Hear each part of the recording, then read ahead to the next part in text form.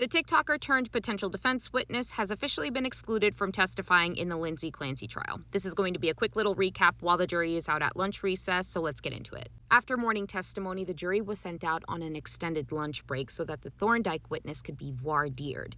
A voir dire, in general terms, is a preliminary examination used to determine whether someone is qualified or suitable for a particular role in a proceeding. We typically hear that term most often during jury selection, when prospective jurors are questioned. But in this context, it was a hearing outside the presence of the jury where the judge got to hear from a proposed witness before deciding whether her testimony would actually be admissible. So who is Thorndyke? Emily Thorndyke is a former McLean Hospital employee who had been watching the trial. After Patrick Clancy testified about Lindsay's experience at McLean over the New Year's holiday weekend, Thorndyke posted a roughly 10-minute TikTok saying that some of what she heard in court did not line up with her own experience working there. She worked at McLean from 2014 through December of 2021, including on the same short-term unit where Lindsay was later hospitalized. Now, Kevin Reddington saw value in her testimony because she could speak to things like weekend and holiday staffing, how much interaction patients realistically had with staff, and what some of those programs actually looked like.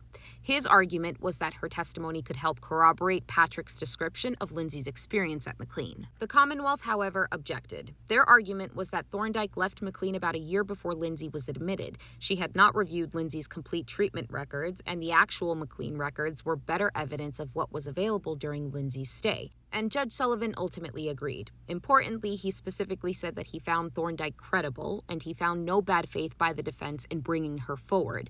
But because she had left McLean about a year before Lindsay's admission, he found that her testimony had limited materiality. So, she will not testify before the jury. However, Reddington did not completely lose this issue.